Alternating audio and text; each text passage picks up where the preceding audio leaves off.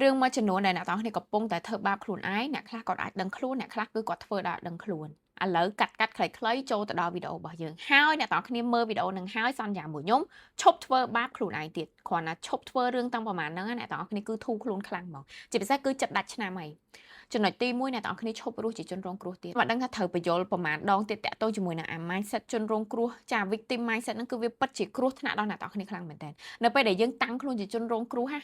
គឺយើងនៅតែជាជនរងគ្រោះមួយជីវិតយើងអត់មានពេលវេលាណាមួយដែលយើងជា winner ឯងដែលយើងជាអ្នកឈ្នះឯងអូខេរឿងខ្លះវាពិតជាមកពីអ្នកខាងក្រៅធ្វើឲ្យយើងអញ្ចឹងមែនប៉ុន្តែសួរថាយើងអាចដោះស្រាយអីបានអត់ក្រៅពីយើងធ្វើខ្លួនជាជនរងគ្រោះនេះតែយើងអាចដោះស្រាយអីបានអត់យើងមានដែរគិតអត់ថាឥឡូវហ្នឹងពេលហ្នឹងខ្ញុំមានអីអាចដោះស្រាយបានអត់មានអីដែលខ្ញុំអាច fix better ជាងខ្ញុំមកអង្គុយធ្វើជាជនរងគ្រោះនឹងបានអត់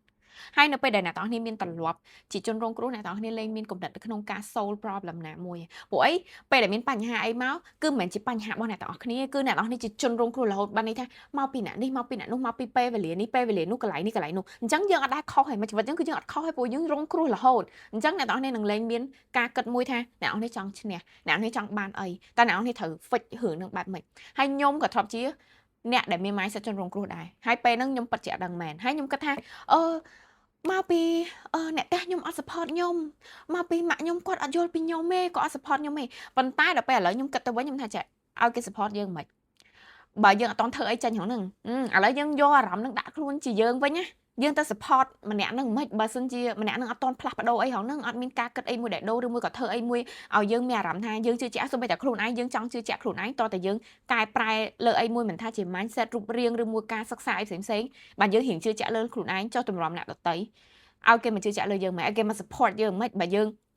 ងពីមុនមកយើងអីក៏យើងអត់ចេះធ្វើហងហ្នឹងចាយើងអត់មានការកែប្រែហងហ្នឹងអញ្ចឹងខ្ញុំពេលហ្នឹងខ្ញុំត្រឡប់មកគិតវិញញ៉ាំមែនបើសិនជាពេលហ្នឹងខ្ញុំមានលទ្ធផលឲ្យគាត់ប្រកាសជា support ខ្ញុំហីមិនដែលម៉ែឪណាអត់ support កូនអូខេតែហេតុអីបានពេលហ្នឹងខ្ញុំនៅក្នុង victim mindset ហ្មងគឺខ្ញុំថាអូយខ្ញុំធ្វើអត់កើតទេដោយសារអត់មានអ្នកគេ support ខ្ញុំឲ្យគេ support មិនបើយើងអត់មានផ្លាស់ប្ដូរអីផងហ្នឹងចំណុចទី2ឈប់និយាយពាក្យអាក្រក់ៗដាក់ខ្លួនឯងអ្នកទាំងអស់គ្នាកុំមើលងាយអាពាក្យសម្ដីខ្លួនឯងណាពាក្យសម្ដីអ្នកដទៃនិយាយដាក់អ្នកទាំងអស់គ្នាអត់ស្មើនឹងយើងនិយាយដាក់ខ្លួនឯងរាល់ថ្ងៃណាយើងនិយាយដាក់ខ្លួនឯងរាល់ថ្ងៃគឺយើងធ្វើឲ្យខួរក្បាលរបស់យើងចាប់ផ្ដើមជឿហើយអ្នកទាំងអស់គ្នាចាប់ផ្ដើមមានអារម្មណ៍ថាដំបូងណាឥឡូវមិនជឿសាកទៅនិយាយដាក់កញ្ចក់ខ្លួនឯងអូយខ្ញុំធាត់អូយខ្ញុំធាត់អូយខ្ញុំធាត់អូយខ្ញុំធាត់និយាយរាល់ថ្ងៃឲ្យបានមួយខែយូរទៅគឺមើលកញ្ចក់យូរទៅគឺ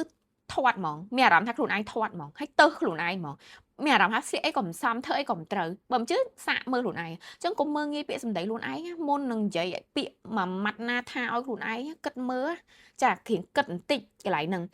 អ្នកដតីថាឲ្យយើងពេលខ្លះយើងខឹងហើយចុះពេលខ្លួនឯងថាឲ្យខ្លួនឯងអានឹងមិនវិញហើយយើងនិយាយខ្លួនឯងដាក់រងថ្ងៃមិនមែនថាមិនឲ្យបន្ទោសខ្លួនឯងដឹងតែត្រូវរហូតមែនទេប៉ុន្តែពាក្យខ្លះយើងពិតជានិយាយដាក់ខ្លួនឯងរៀងជ្រុលលើសលុះមែនយើងនិយាយរៀងជ្រុលដាក់គេយើងចេះសុំទោសគេចុះខ្លួនឯងយើងនិយាយអីគេខ្លះដាក់ខ្លួនឯងយើងប្រាប់ខួរក្បាលខ្លួនយើងអីគេខ្លះខ្ញុំធាត់ខ្ញុំមិនល្អទេខ្ញុំមិនចេះខ្ញុំល្ងងខ្ញុំកុំហ្នឹងណែខ្ញុំគ្រាន់តែខ្ញុំនិយាយដាក់ខ្លួនឯងហើយខ្ញុំរៀងចង់អូយសុំទោសចានិយាយមែន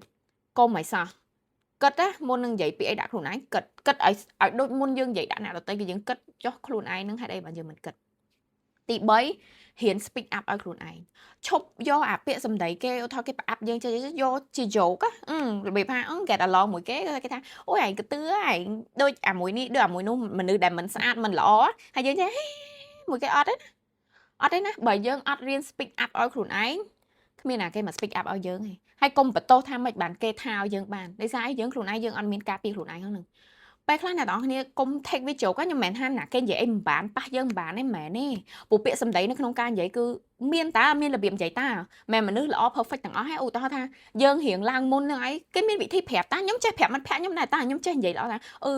យាយថាមុខគាត់ឥឡូវដូចរៀងឡើងមុនគាត់ច្រើនមែនអីចាមានវិធីសួរសុខទុក្ខតាតែបើមកចេញមក take យើងជា joke អូហែងដូចសัตว์នេះដូចសัตว์អូមុខហែងដូចរុយដូចស្អីដូចមន់ដូចអីហ្នឹងសួរតែយើង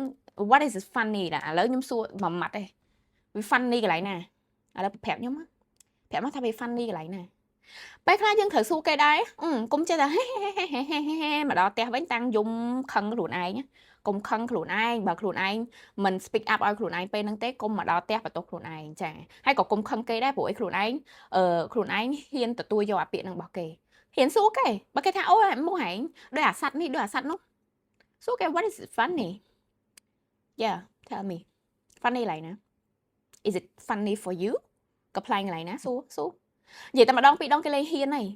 មិនមែនគេនិយាយប៉ះបានណាខ្ញុំគ្រាន់ប្រាប់ថាមនុស្សវាមានកំហុសវាមានកន្លែងអត់ perfect តែប្រើពាក្យក្នុងការប្រើពាក្យនិយាយប្រាប់យើងចាពាក្យណាដែលយើងអាចទទួលយកបានមិនមែនទទួលយកបានគ្រប់ទាំងអស់ទេអាគេយកមុខយើងទៅប្រៀបមួយអីអូយច្រឹកហែងដូចនិយាយពាក្យដែលមិនសមរម្យនិយាយមិនអសរោះ